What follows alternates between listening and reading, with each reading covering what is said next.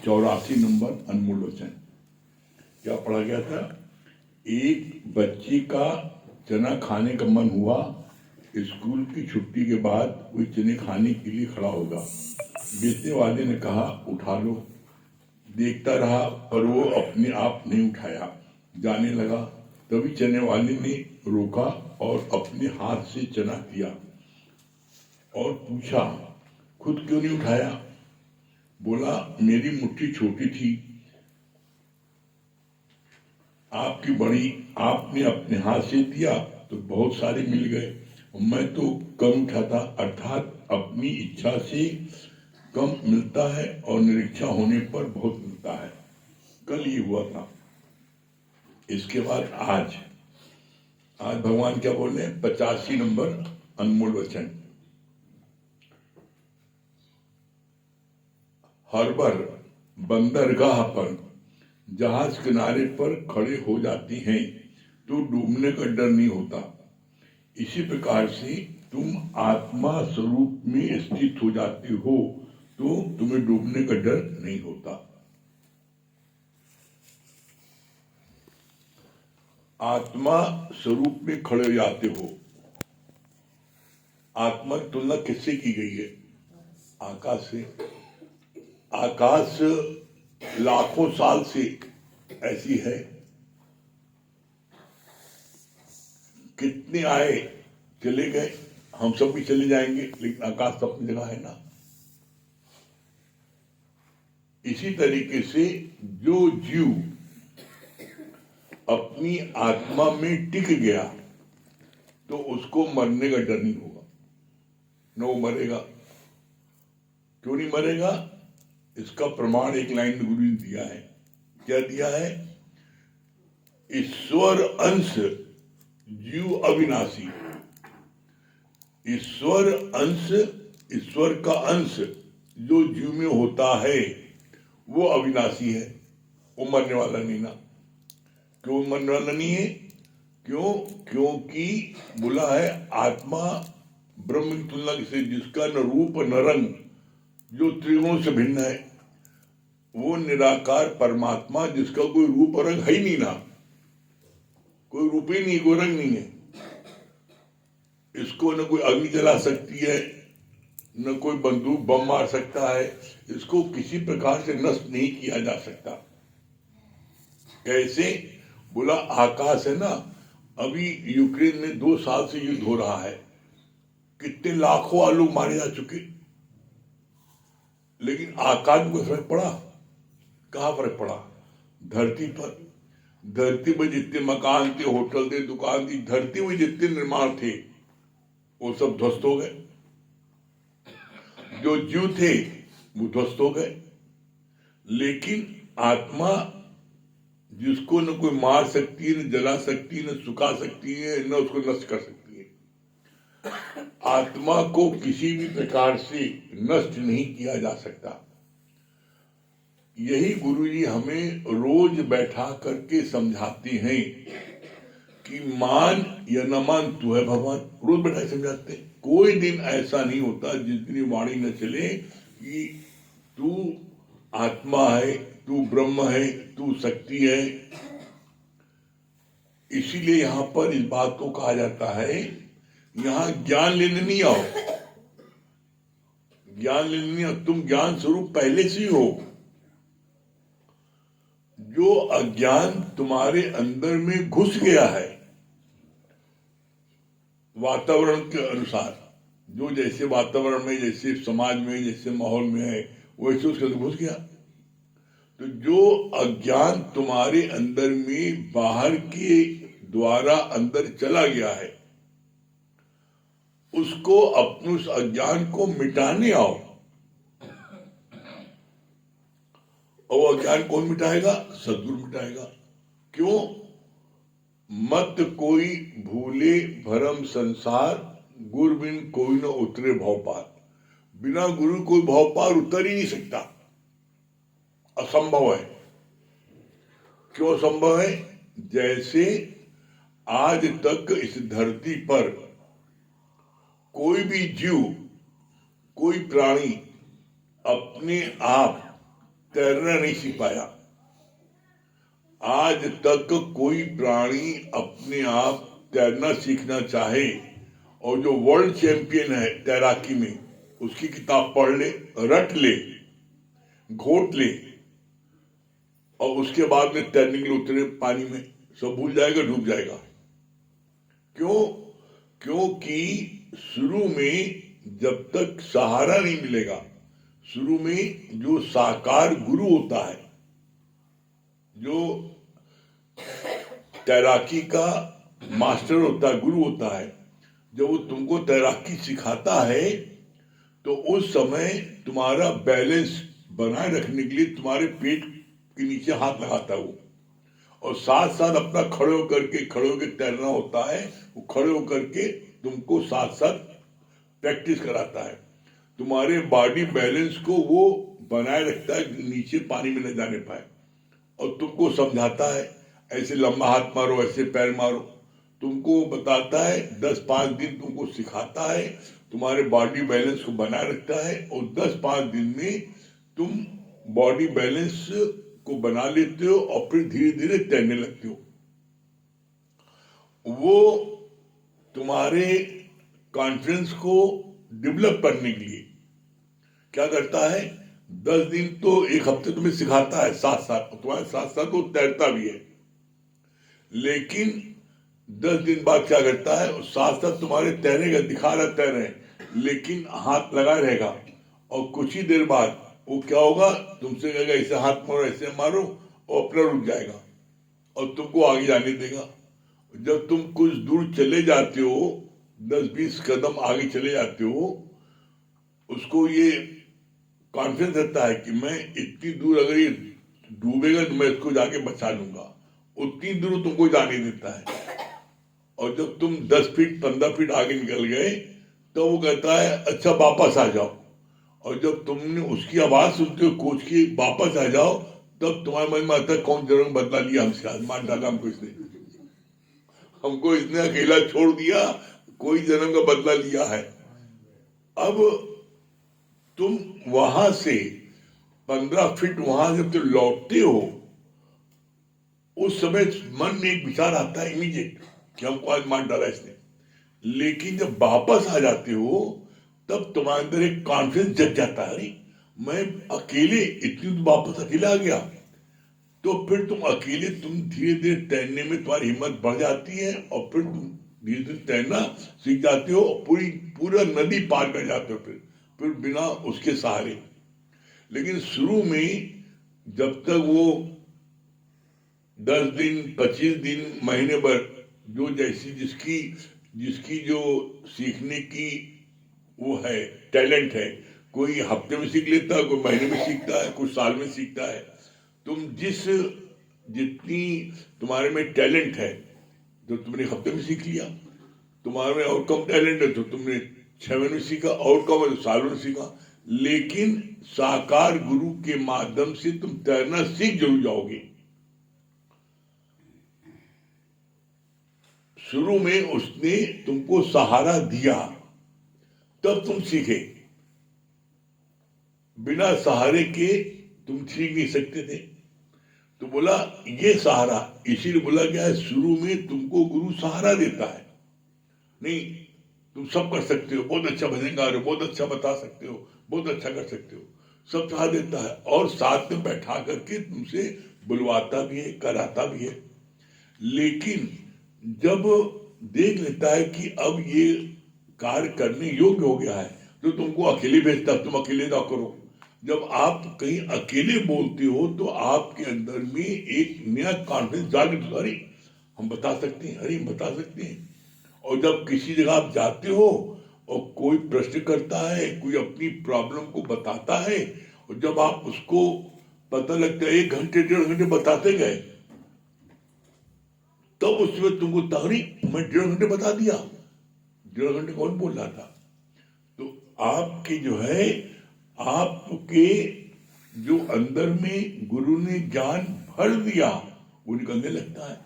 तो ऐसे भगवान बोला ये ज्ञान सुनते सुनते नित्य तुम्हारी स्थिति बनती जाती है, जैसे नदी में कोई जब तैरता है तो 10 फीट तैरता है तो थक जाता है, वही अभ्यास कर 10 फीट तैरा, फिर 15 तैरा, 20, फिर 25, ऐसे तैरते तैरते पता लगता है कि पूरा नदी पार कर लेता है और 2-2 घंटे 4-4 घंटे नदी में तैरता है, थकान नहीं आती। क्यों? Practice make man perfect. आप किसी भी चीज का अभ्यास करोगे उस चीज में आप पारंगत हो जाओगे। याद करो अपना बचपन, कितने लोग मास्टर साहब से खूब डंडा मार खाए हैं, उंगली में सिरगंडा फंसा के उंगली मोड़ देते थे और गंदी राइटिंग लिखो तो याद आते पहले कितनी गंदी राइटिंग लिखते थे है? जब सिरगंडे फंसा करके दबाते थे अच्छे से, हाँ राइटिंग बना रहे हैं, तो कितनी सुंदर राइटिंग लिखने लगे। तो राइटिंग तुम्हारी सुंदर कैसे हो गई? नित्य के अभ्यास करने से तुम्हारी राइटिंग सुंदर हो गई। इसी तरीके से नित्य ब्रह्म ज्ञान लेते लेते तुम्हें स्वयं अपने जीवन में ताजुब होता है कि इतनी बड़ी परिस्थिति आ गई, इतना बड़ा हादसा हो गया। पहले कोई रात में टेलीग्राम आता था और घंटी बजाए टेलीग्राम, तो बाप रे कहा हुआ, हे भगवान बजरंगबली जरा सब ठीक रखना, मतलब सारी मन्नत मान लेते थे एक टेलीग्राम सुनने पर। और अब कुछ भी आपके सामने प्रॉब्लम आती है, आप सामने एक्सीडेंट देखते हो, सामने मौत देखते हो, सामने इतना बड़ा आप देखते हो इसका ये हो गया, लेकिन आपके मन में लेस मात्र भी हलचल नहीं होती। क्यों? याद करो पहले कोई बात होती थी तो ऐसा लगता था एकदम पेट से कुछ ही नीचे चली गई, डर जाते थे। अब कितनी कोई बात हो जाए आपको लेस मात्र कहीं भय नहीं लगता। कोई आप किसी बात से आप घबराते नहीं, विचलित नहीं होते। नहीं, याद करो अपना बचपन, याद करो जब कहीं सन्नाटे इलाके में चले गए या कहीं तुम्हारे साथ 4 लोग हैं और एक तुम अकेले हो गए, एकदम सन्नाटा, कोई नहीं नाचता, उसमें श्री बजरंगबली बजरंगबली तुम याद करते कैसे याद करते थे? भूत प्रेत निकट नहीं आपे महावीर जब नाम, कोई भी किसी के यहाँ पे कोई धोती फैली ऐसे, अरे बाप भूत हिला है, कितना डरते थे। और सारे देवी देवता मना लेते थे। अब कहीं अकेले जाओ, दुखिले जाओ, कहीं भी जाओ, घर में, अरे हम कहते घर में अकेले डर लगता है लोगों को, ये कोई नहीं घर में, कोई नहीं घर में अकेले है, अकेले तो घरों भूत बन देगा। ऐसा क्यों होता है? जीव जो है, जीव के अंदर सारे डर हैं, इसीलिए बोला जाता है, संसार बोला जाता है भव सागर। इसको भव सागर क्यों बोलते हैं? यहां पल पल में भय है, पल पल में भय लगता है। तो इस भय को आप कैसे दूर होगा? जब आप ये ब्रह्म ज्ञान लेते हो नित्य, आप ब्रह्म ज्ञान में आप जब रोज नित्य सुनते हो, क्या सुनते हो? नित्य आप नित्य सुनते हो, कुछ न तेरा बिगड़ेगा सतगुरु शरण आने के बाद, और खुशी मिल जाएगी कदमों में झुक जाने के बाद। आपको पता है परमात्मा ज्ञान में 6 चीजें हैं, कोई तुम्हारा कुछ बिगाड़ नहीं सकता। कैसे? 6 चीजें भगवान के हाथ में है, हानि लाभ, जीवन मरण, यश अपयश विधान।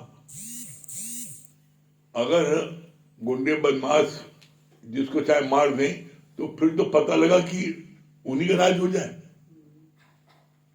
बॉर्डर पर 10-10 गोली खाते नहीं मरते, जिनको जीवन अभी शेष है उनको कितना भी कुछ कर दिया जाए नहीं मरते। अभी था कि पता लगा प्लेन कैस हुआ, 250 लोग, तो उसमें एक आदमी जिंदा बचा, बाकी सब मर गए। वो कैसे बच गया? गुजरात में अभी जो कुछ साल पहले भूकंप आया था, तो वहां पर 13 दिन बाद एक कुत्ते का पिल्ला, वहां खोजी कुत्ते मंगाए गए, जमीन खोद के देखे कहाँ लाश पड़ी है, निकाले। तो 13 दिन बाद एक उसने वो सूंघा और वहां खोदने लगा तो वहां कुत्ते का बच्चा दबा था, वो जिंदा निकला। 13 दिन बाद वहां जिंदा निकल आया, कुछ ने उसको रखा जिंदा। इसीलिए लाइन आती है, मारे राम तो बचाए कौन, और बचाए राम तो मारे कौन। ये उसी हाथ में है। जितनी भरी चाबी राम ने उतना चले खिलौना। एक श्वास तुम एक्स्ट्रा नहीं ले सकते। जितनी भरी चाबी राम ने, जितना राम ने चाबी भरी है श्वासों रूपी, उतनी ही चाबी चलेगी। और जैसे ही चाबी समाप्त हुई तो खिलौना ऐसे बचता है ना, ऐसे रहेगा, ऐसे तो ऐसे रहेगा, ऐसे नहीं हो पाएगा। देखो खिलौना चाबी वाला जब वो बजाता है ऐसे घर में रहता है, और चाबी खत्म, ऐसे तो हाथ ऐसे ही है, ऐसे तो ऐसे ही है, ऐसे तो ऐसे ही है। जो एक्शन है लास्ट सांस हुआ वही एक्शन रहेगा। आप कभी आप देख लो, किसी शरीर शांत होता है तो आप देख लो, किसी शरीर शांत होता है, कोई ऐसे सो रहा है, सो ऐसी हाथ है, और अगर उसका हाथ तुमने नहीं किया कुछ देर के अंदर तो हाथ ऐसी रहेगा, फिर वो सीधा नहीं हो सकता। शरीर शांत होने के बाद, ब्रह्म की शक्ति का कनेक्शन कटने के बाद कुछ समय तक बॉडी गर्म रहती है। तो उस बॉडी गर्म में आप जो चाहे आप कर सकते हो, और जब बॉडी ठंडी हो गई तो फिर जैसे जो एक्शन है वही एक्शन रहेगा, आप कुछ एक्शन कर नहीं सकते। इसीलिए आप देखो, ध्यान देना, जब भी किसी शरीर शांत होता है तो सबसे पहले उसका पैर दोनों नाखून दोनों वो जो है अंगूठे को बांध देते हैं। नहीं तो लोग क्या, जो भी लोग सोते रहते हैं, लेटे रहते हैं, हनुमान जैसे लेटे रहते हैं, अब पता लगा अर्थी बाहर का पैर से फैला, और अर्थी जाए उलाद मारो अब जब राम नाम सत्य होगा पैर बाहर निकला है तो जितने लोग उसकी रेंज में आएगा वो मारता उसको। तो इसीलिए आप देखो, जैसे ही कोई मरता है सब पहले घर वाले उसके दोनों अंगूठे को बांधते हैं जल्दी से, ये टांग न फैला पाए। क्योंकि मानो टांग जब फैला दिया, आप देख लो कोई व्यक्ति पैर जोड़ सोता है क्या, कोई पैर से फैलाता है, कोई हाथ ऐसे फैलाता है। और अगर उसी स्थिति में वो पड़ा रह गया, कभी कभी ऐसा होता है, तो उनका हाथ अर्थी से बाहर निकला है। अब जैसे मान लो अगर अर्थी के हाथ इतना बाहर निकला है, और जब अर्थी जाएगी राम नाम सत्य करते हुए, तो जितने उसके रीत में कोई तमाचा पड़ता जाएगा। आपको मुर्दा मारते हुए चले गए, कौन बोलेगा उसे?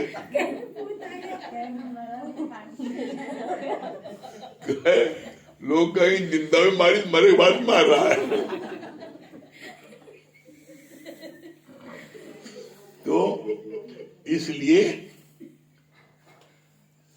कोई दुख, कोई किसी प्रकार का कोई भी नहीं है जब आप अपनी आत्मा में टिक जाओगे। और अपनी आत्मा में टिकने का सबसे सरल तरीका जो हमने जीवन में अनुभव किया है, आत्मा में टिकने मतलब ब्रह्म में, मैं ब्रह्म हूं, मैं ब्रह्म हूं, ये सबसे बड़ा जाप है, और मैं जीव जीव सबसे बड़ा पाप है। आत्मा में टिकने का, गॉड में टिकने का सबसे सरल तरीका क्या है? अपने मन में एक तुम प्रतिज्ञा कर लो, हमें किसी से कुछ नहीं चाहिए। जब आप किसी में कोई चाहना नहीं रखोगे, कोई चाहना नहीं रखोगे, जितनी देर तक आप चेक कर लेना, ये बात अपने अनुभव से कह रहा आपको, जितनी देर तक आप अचार रहोगे, बैठे हो समाधि में, कोई कहीं ध्यान नहीं ना, भगवान से लो लगी है, जैसी तुम्हें चाहना ही चाहे बन गए जीव। तुम्हारे को तुम कुछ न चाहो और किसी से कुछ न मांगो, देखो तुम्हें सब मिलता ही नहीं। मूर्ति कोई मांगती है? पत्थर की मूर्ति जो तुम पूछते हो मंदिर में, नंबर भोग लगता है, लेकिन तब विश्वास हो। इसीलिए लाइन आती है, न मैं काबे में, न मैं कैलाश में, न मैं मंदिर में, न मैं मस्जिद में, मैं तो हूं विश्वास में, और खोजी हुए तुरंत मिल जाए एक पल की तलाश में। विश्वास रखो और सोचो जरा, कुछ देर एकांत बैठ सोचो, जब माँ के गर्भ में बच्चा रहता है उसको कौन खिलाता है, कौन पालता है 9 महीने?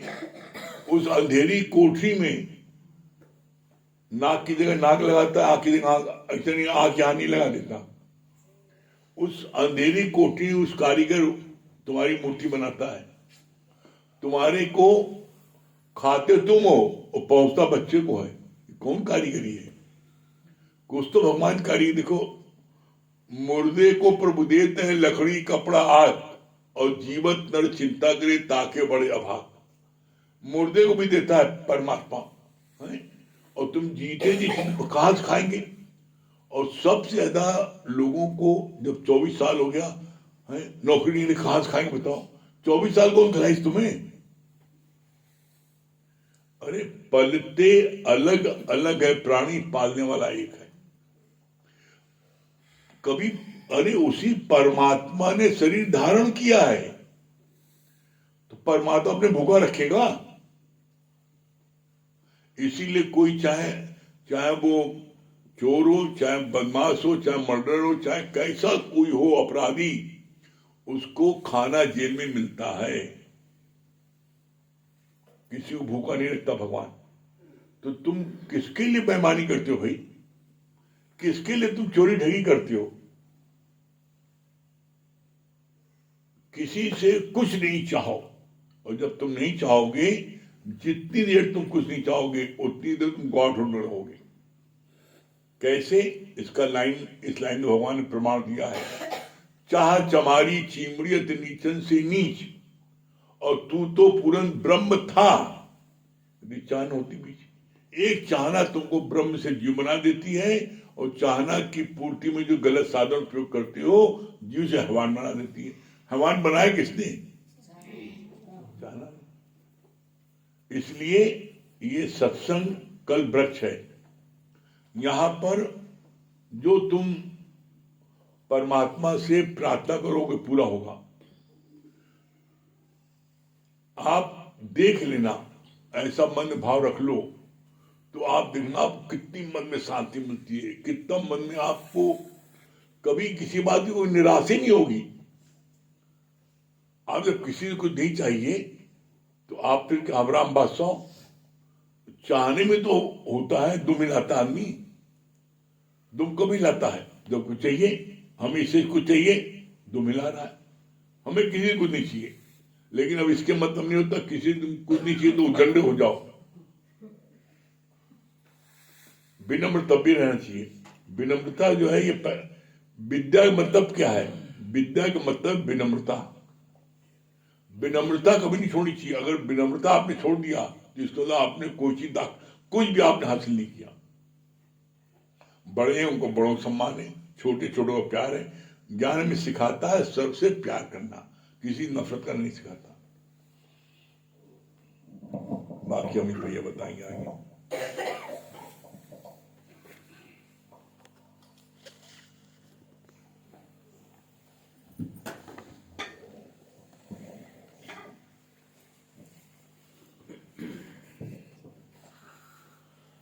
सभी प्रेमियों को हरिओम। देखिए, जैसे भी वाणी चल रही थी कि दुनिया में जितने भी खटकर्म मनुष्य करता है वो अपने वालों के लिए करता है। जिनको अपना मान के बैठता है उन्हीं के लिए तो सब करता है। चोरी है, ठगी है, बेईमानी है, कुछ भी करता है, तिकड़मबाजी, तो अपने वालों के लिए करता है।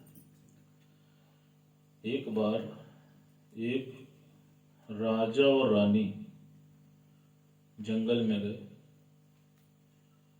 तो जब वो जंगल में थे तो रानी को एक हिरन दिखाई पड़ा, और बहुत ही सुंदर हिरन था। तो रानी के मन में भाव आया कि अगर इस हिरन की छाल निकालकर महल में लगवाया जाए तो बहुत आनंद आएगा, बहुत सुंदर लगेगा। और उसने राजा से आग्रह किया कि मैं कुछ नहीं जानती, मुझे इस हिरन की छाल चाहिए। और उस छाल की प्राप्ति के लिए राजा हिरण को मारने के उद्देश्य से उसके पीछे भागा, और जब उसने बाण चलाया लेकिन उसके बाद भी हिरण पकड़ में ना आया। बहुत ढूंढने के बाद राजा निराश होकर वापस जंगल में आया, और जब उसने रानी को बताया, लेकिन रानी की जिद थी कि कुछ भी हो जाए मुझे उसकी छाल चाहिए। अब बड़े बड़े लोग देखिए बीवी के आगे नतमस्तक हो जाते हैं, वो तो बेचारा राजा ही था। आप देखिए, अब राजा पुनः जंगल की ओर गया कि कुछ भी हो जाए अब तो लाना ही पड़ेगा। तो जब वो हिरण को ढूंढ रहा था, ढूंढते ढूंढते कहीं पर उसको खून के धब्बे दिखाई पड़े। अब उन धब्बों के निशान को देखते देखते वो उस हिरण तक पहुंच गया, और वो हिरण जो है वो एक गुफा में छुपा बैठा था। जब उसने राजा को देखा तो बड़ा आश्चर्यचकित हुआ, हैरान हुआ कि ये यहां कैसे आया। तो उसने राजा से पूछा, उसने कहा कि सच सच बताना कि तुम यहां तक आए कैसे। तो राजा ने बोला कि तुम्हारे खून के धब्बों के निशान को देखते देखते मैं यहां तक आ पहुंचा। कितना सुंदर जवाब हिरण ने राजा को दिया। कहा कि देखो, ये मेरा अपना खून जब ये बेवफा निकला तो तुम जिस अपने के लिए मुझे मारने आए हो वो क्या तुम्हारे प्रति वफादार निकलेगा? एक बार सोच के तो देखो। और आप देख लो, इतिहास गवाह है, आज दिन तक धोखा किससे मिला है? अपने वालों से। जो सबसे करीब था उसी ने सबसे तगड़ा झटका दिया। ध्यान रखना, किसी बाहरी से किसी को धोखा नहीं मिला। हमेशा जो तुम्हारे इर्द गिर्द था, जो तुम्हारे सबसे समीप था, उसी ने तुमको धोखा दिया। आप देखो, और इसलिए गुरुजी क्या कहते हैं, दुनिया से ठोकर खाई ना होती तो प्रभु तेरी याद आई ना होती। आप देखो, हम सब के जीवन का अनुभव है, हम सब ठोकरे खा के आए, लेकिन उसके बाद भी गुरु का हृदय इतना विशाल है कि उसने तुमको गले लगा लिया है। तुम्हारी किसी क्वालिफिकेशन को नहीं देखा, तुम्हारे किसी टेस्ट को नहीं लिया, उसने बिना टेस्ट के तुम पर ट्रस्ट किया है। ध्यान रखना, तुम सब यहां जितने बैठे हो, तुम सब गुरु के कर्जदार हो, और कम से कम इतनी प्रतिज्ञा अवश्य करना कि गुरु के इस ज्ञान को हर वो इंसान जो दुखी है, जिसको इसकी जरूरत है, उस तक इसको पहुंचाना, उसको ये दवा पिला के आना। यहां तक गुरुजी ने बोला, कहा देखो, जैसे तुमको अगर अमृत मिल जाए तो तुम क्या करोगे? तुम उसको बहुत साफ शीशी में संभाल के रखोगे ना, और अपने सबसे प्रिय बच्चे को पिलाओगे, बेटा पी लो, कि उसको गंदी घासलेट की शीशी में रखोगे? बताओ, साफ शीशी में रखोगे ना, कि इसको संभाल के रखना है। या कोई ऐसी अद्भुत दवा तुमको मिल जाए कि जिसको पीने से सारी बीमारी ठीक हो जाए, तुम उसको क्या करोगे? सबसे सुरक्षित जगह और सबसे साफ जगह पे रखोगे। कहा ठीक इसी प्रकार ये जो ब्रह्म ज्ञान है, एक बार वो दवा असर करे या ना करे, ये दवा जरूर असर करेगी। ध्यान रखना। और देखा है मैंने जीवन में मेरे करीब, एक जगह नहीं 1000 जगह देखा है। जहां पर कोई युक्ति नहीं काम आई, वहां पर गुरु की वाणी का चमत्कार भी देखा है, और जीवन में बड़े से बड़ा तिरस्कार भी देखा है। आप देखो, कभी भी जहां पर गुरु जी की वाणी आई है, बड़े से बड़ा व्यक्ति, बड़े से बड़ा आदमी उसके आगे नतमस्तक हुआ है। अब आप सोचो कि गुरु ने तुमको कितना अनमोल वचन, वो अमृत वचन कितना सहज दे दिया। अब तुम्हारे पास वो दवाई है वो दवाई तुम ऐसे ही लुटा दोगे? बताओ जरा, कहां लुटाओगे? किसको पिलाओगे? जरूरतमंद को पिलाओगे। अब ये तुम्हारी समझ है और यही तुम्हारी रमज है, ध्यान रखना। और इस दुनिया में सबसे कठिन क्या है और सबसे सरल क्या है? सबसे सरल है ज्ञान देना, ऐसा कर लेना, सलाह देना, ऐसा कर लेना। और सबसे कठिन क्या है? दी हुई सलाह पर चलना। आप देखो, अगर सुबह से रात तक आप विचार करोगे तो आप अपने को मार्क्स दे पाओगे। और ये भी ध्यान रखना, गुरु जी ने हर चीज की युक्ति बताई है। कहा कि जो तुमने बोला और अगर तुम उस पर नहीं चले तो क्या होगा। जैसे एक बार एक पंडित जी कथा वाचा करते थे और बहुत से बच्चे उनसे कथा सुना करते थे। और कथा में वो कहा करते थे कि बेटा देखो, अगर कोई सामान तुमको सड़क पे पड़ा हुआ मिल जाए तो पहले 3 बार जोर जोर से चिल्लाना, जिस किसी का हो आके ले जाए, जिस किसी का हो आके ले जाए, जिस किसी का हो आके ले जाए। और तब भी कोई ना आए तो तुम उस सामान को उठा लेना। कहा ठीक है गुरुजी। अब हर क्लास में 2-4 मस्खरे होते हैं, उनकी क्लास में भी एक था। उसके मन में भाव आया कि गुरुजी कह तो रहे हैं, अब चलो इनको जांचा जाए कि ये जो कह रहे हैं उस पे है कि नहीं है। तो उसने क्या किया, वो जब बाहर निकला कथा सुन के तो वो कुम्हार के पास चला गया और जाने के बाद उसने कुम्हार से छोटी छोटी मट्टी की गोलियां ले ली और गोलियों को लेने के बाद उसको गोल्डन कलर से पेंट कर दिया। अब मानो वो सोने की गिन्नियां लगने लगी और उन गिन्नियों को लेकर एक थैली में रख के वो सड़क पे पहुंच गया। और जिस रास्ते से गुरुजी आते थे उसी रास्ते पे उसने उन गोलियों को बिखेर दिया और कहा गुरु की परीक्षा लेता हूं। गुरुजी जब उधर से आए और उन्होंने उन सोने की गिन्नियों को देखा तो उनके मन में लोभ जागृत हो गया। अब जैसे ही वो उसको उठाने चले तो उनको याद आया, अरे मैंने तो उपदेश दिया था कि 3 बार जोर जोर से चिल्लाना और तभी इसको उठाना। अब उनको भय था कि जोर से चिल्लाने पे कोई आ ना जाए, तो उन्होंने क्या किया, वो गिन्नी के पास बैठे और बहुत धीरे धीरे जिसकी ले जाए, जिसकी ले जाए,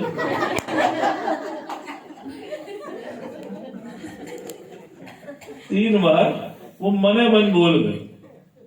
और फिर दाएं बाएं देख के झट से वो गिन्नियों का जो झोला था वो अपने टेटुओं में दबा लिया और दबा के वो फिर कथा बाचने चले गए।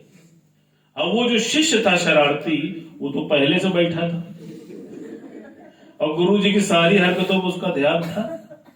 तो उसने क्या किया, गुरुजी फिर पाठ पढ़ाने लगे तो उसने एक प्रश्न किया। कहा गुरुजी हमारा एक प्रश्न है। कहा क्या? कहा गुरुजी ये बताइए कि कोई व्यक्ति अगर बिना पूछे सोना उठा ले तो ऐसी स्थिति में क्या होगा? कहा बेटा कुछ नहीं होगा, जो सोना है वो मट्टी हो जाएगा। अच्छा, अब गुरुजी कथा बांचने के बाद अपने जब घर पहुंचे और टेटुओं से उन्होंने जब वो गिन्नियां निकाली तो देखा वो मट्टी हो गई। तो गुरुजी ने इसका सिद्धांत बहुत अच्छा बताया। कहा देखो, तुम कथा बांचने के लिए नहीं बैठे, तुम जीवन बनाने के लिए बैठे। तुम ये ज्ञान किसी दूसरे को नहीं सुना रहे हो, तुम ये ज्ञान अपने को सुना रहे हो। क्यों? क्योंकि तुम कुछ भी बोलते हो तो सबसे पहले तुम्हारा मन सुनता है, तुम्हारा मन उसको इंप्लीमेंटेशन करता है। इसलिए देखिए क्या बात चलती है। कहा 3 अवस्थाएं हैं। कहा सुनत कहत रहत गति पर। जब तुम कहते हो तब तुम्हारा मन स्वीकार करता है, और अगर तुम केवल कहोगे तो तुम सिर्फ वक्ता बन जाओगे, तुम्हें उसका लाभ कभी नहीं मिलेगा, तुम्हारा जीवन कभी नहीं मिलेगा। जीवन कभी नहीं बनेगा। और सबसे बड़ी बात है कि तुम्हें जीवन में आनंद कभी नहीं मिलेगा। आप देख लो, अपार संपदा भी क्या तुमको वो आनंद दे पाई? बताओ। पैसे तो सबके पास है, मकान सबके पास है, टीवी सबके पास है, मोबाइल सबके पास है, लेकिन आपको आनंद नहीं आया ना। क्यों? क्योंकि उसमें आनंद है नहीं। आनंद तो तुम्हारे भीतर है ना। और जब तुम गुरु की शरण में आते हो और इन अनमोल ज्ञान के वचनों को जीवन में लगाते हो, तब तुमको जीवन में नया नया इम्पैक्ट समझ में आता है और तब उसका असर समझ में आता है। आप देख लो, और जो जितनी मेहनत अपने साथ कर रहा है, जितनी ईमानदारी से दवा को पी रहा है और पिला रहा है, आप देख लो, उसको जीवन में उतना ही अधिक आनंद आ रहा है। अब आप देख लो, बाकी फिर अपनी मर्जी, घड़ी समय दिखा दी। हरिओम।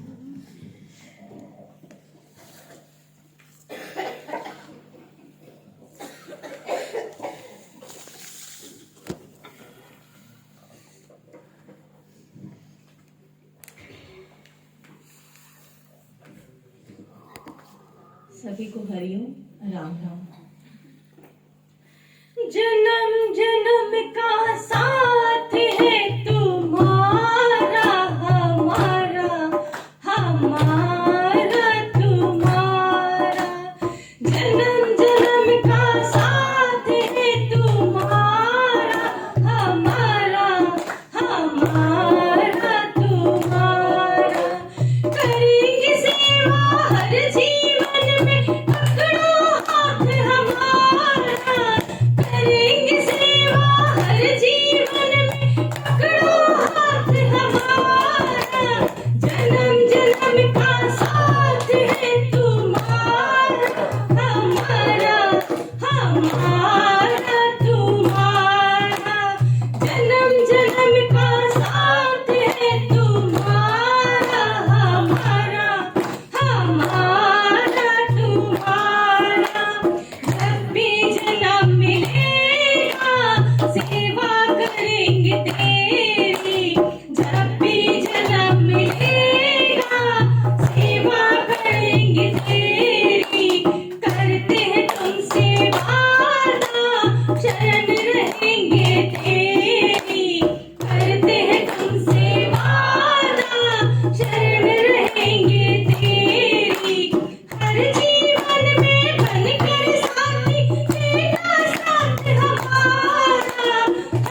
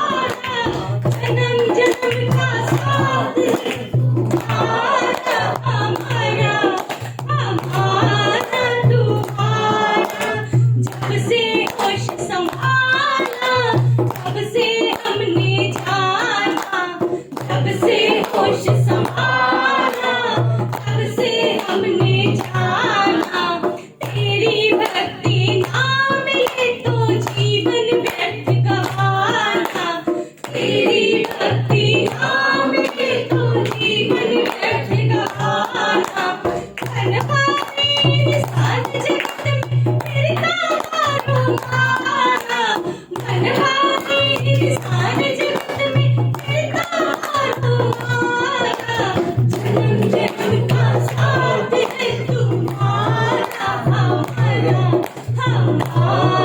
तुम्हारा जन्म जन्म का साथ है तुम्हारा हमारा तुम्हारा करेंगे सेवा हर जीवन में पकड़ो हाथ हमारा करेंगे सेवा हर जीवन में पकड़ो हाथ हमारा जन्म